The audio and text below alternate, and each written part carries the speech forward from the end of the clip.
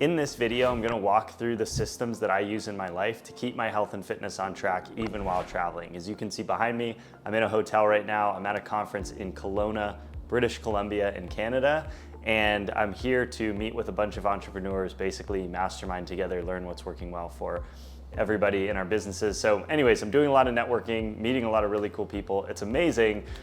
There's also a lot of challenges that come with being on the road like this for a week. Mainly, how do I deal with the airports? How am I eating when I'm in a hotel room like this and then out at the conference all day? How am I navigating my scheduling? Because right now I just got home at 5 p.m. and dinner starts at 5:30, so I'm about to head to that. So yeah, let's break down all of those systems. We're gonna start with my daily schedule. Then we're gonna go through some behaviors and some sort of decisions that I pre-decide. And finally, we'll wrap it up with the overall mindset that's most important for success when traveling. What does an actual day look like? So I have actually also made a full day in the life vlog, so I'll link that at the bottom of this video. So if you wanna see me actually live out this day, you can check that out as well. But let's go through the daily structure. So first things first, I always try to get my workouts in the morning. The reason I do that is because typically in the afternoons, evenings, just things get too crazy, too chaotic. Like for example, today, I got done with the sessions at 5 p.m. and dinner starts at 5:30. It's probably gonna go at 8:39. By then, I'm gonna be full and exhausted. The odds of me going to the gym at 9 p.m. very low. I also will have more work to do at 9 p.m. when I get back to my hotel room for like an hour or two. So it's just like timing wise, any other time in the day is not feasible. So when I'm traveling and on the road, I always try to front load my workouts, get them done first thing in the morning. Otherwise, typically they won't happen. So today, for example, I got up at 5:30, was at the gym by 6:15 and got my workout in, was able to get back, shower, and get to the event site on time by front loading and getting that in early. Now, the preparation for that actually starts the night before because you need to go to bed early. So I went to bed at about 10:15 last night so that I could be able to wake up early in the morning. So that's basically the first pillar of my day. The second part is kind of depends on what the travel is looking like. For example, this is a conference, so most of the rest of the actual day is kind of all, decided for me for the most part. Key things that I want to be aware of and focus on during a conference, actually hydration can really be a challenge. So I'm making sure that I'm drinking water throughout the day. Does that mean I have to go to the bathroom quite a bit? Yes. But it's really important, especially I'm networking, I'm meeting lots of people, I'm talking a lot, and it's actually really good for your throat and for your voice to be hydrating constantly. Another form of hydration I like to do is herbal teas. Hot water specifically, really good for your throat. So that's the next part. And then the third aspect of my schedule planning is my meal times and what I'm having for those meals. So for breakfast, before my workout, actually, I had a Rice Krispie treat, which I don't always necessarily recommend Rice Krispie treats. More so, I'd prefer like rice cakes, fruit, or cream of rice, but in this case, that was the only thing I had access to. So I had a Rice Krispie, did my workout. After that, had a protein shake. And so you'll notice like throughout my morning, yes, I had carbs for my workout, but other than that, I'm not having carbs early in the day because I know that will slow me down and give me sort of like a quick like glucose spike and then drop. And so because I wanted to be focused and present during the conference, I didn't do that. I stuck to mostly high protein. For lunch, same thing. Lunch was catered, so it was Mexican food, it was tacos, beef, chicken, tortillas, all that stuff. When I made my tacos, I was really conscious about, not dousing them in sour cream and cheese. I literally just had tortillas, wrapped them in like some chicken, some beef, and like salsa, the tomato salsa. So I'm just getting a ton of protein. And when I was still hungry, I just went back and got more protein. So more chicken, more beef, more rice. And when I did that, I was able to fill myself up on all of those things. And there were some delicious desserts sitting right there. But because I had that system in place of eating high protein in my meals, I wasn't then starving. I was actually pretty full by the time I got to dessert, and I still had some dessert, but I had a very small portion of it. I had one mini little key lime cheesecake, which was delicious, and a churro, like a very tiny mini churro. So I didn't have like a big dessert because I had front loaded a lot of protein, eaten things that were really dense, lower in calories, but higher in volume. So they took up a lot of space in my stomach, leaving me to not crave or want to eat a ton of dessert. And I still allowed myself to have some because, hey, I earned it. I worked out hard this morning.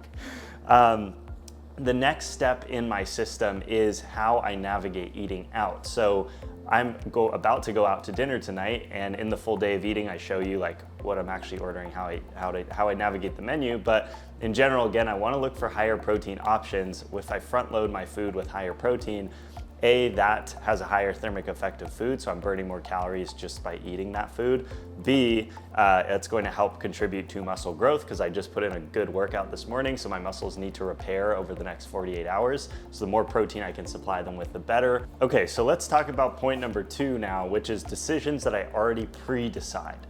So when I say pre-decide, what I mean is if I think about how I feel in a given moment, let's say 5:30 a.m. when my phone goes off. Did I want to go to the gym at 5:30 a.m.? No, I was tired, I was comfy in bed, didn't want to go. When I'm tired after a long day and I'm about to go eat out, am I gonna make a really great choice, or am I kind of probably gonna be craving some junk food, right? I'm gonna lean towards the latter. And so in those moments, I'm not best equipped to make a good decision, but before those moments happen, I can make a good decision. So for example, getting to the gym this morning, I made that decision last night. And this is actually a bonus tip. If you can do this on a conference, you have maybe some work friends or some buddies with you that you feel comfortable like going and actually working out with, this can be a great accountability source too, because what I did was my friends and I came up with a plan of like, we are going to go lift tomorrow. And actually one of the guys who I really respect and look up to was actually going to be the driver. And so he was picking me up. So I was like, okay, I have to be on time, we're going, like this is important, right? So what I found is the more I can pre-decide those things, put accountability systems in place to make sure I actually show up, actually do the work, the more likely I am to do it. Because it is hard, it is uncomfortable. Doing that workout in the moment was not the most fun thing ever. It was hard. It was hard to get up. It was cold outside. I was tired. While I was there, I was tired. Like, it's just like, your brain is, or at least my brain is really good at talking me out of doing all of the hard work. And so I've found that when I can pre-decide, make those decisions ahead of time, it's like, okay, in the moment, it's like I just have to execute. Same thing with dinner tonight, for example, right? I've already pre-decided what I'm going to get, how I'm going to operate with the menu. I've already looked at it ahead of time, so I already know what I'm getting. I don't even need to really worry about like making a good decision in the moment because I'm tired, I'm exhausted, I'm hungry right now, right? And I'm about to head there in 15 minutes. So I know that I'm not in the best decision-making mind right now. Good thing is, a few hours ago when we had a quick break and I looked at the menu, I was in that space to make a good decision. All right, final point is the mindset that kind of ties all of this together. So when maintaining health and fitness on the road, building these systems in your life, the most important part, I would say, at least for me, has been my mindset towards it, to view it as more of an 80-20, where 80% of the time I'm locked in, 20% of the time is room for error. It doesn't have to be completely perfect. And the reason this mindset has been so helpful for me is because with travel and with going to conferences and events, the nature of it is there will be things that are outside of my control. And so if I already understand that, then I can spend all my time, energy, and effort focusing on the things that are under my control. So that when something out of my control happens or comes up, I'm not completely thrown to the ground because I've already controlled all the other controllables. So some examples of this being, let's say, my flight gets delayed and I, get in late. I don't have access to a lot of food options for dinner, right? Maybe all that's open is like, I don't know, Jack in the Box or McDonald's, right? Not the healthiest options, that don't have a lot of great options there, right? So when I land, I'm starving, I'm gonna get one of those things. Maybe I'm feeling a little bad, like, eating a Big Mac is not the healthiest thing that I can do for my body.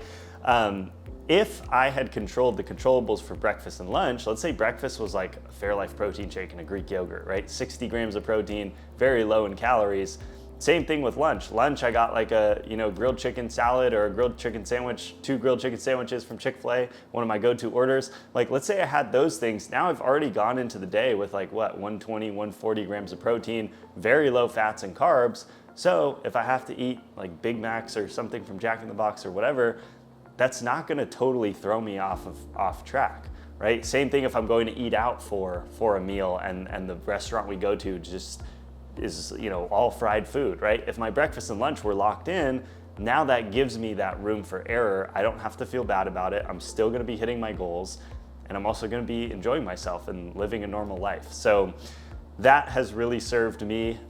Comment down below what your biggest takeaway was or any follow-up questions you have to any of this. I've also linked down below a full template for a full day in the life while traveling, so feel free to use that. And yeah, if this video is helpful, let me know in the comments. I can make more like this. But yeah, thanks for tuning in, and I will see you in the next video. Peace.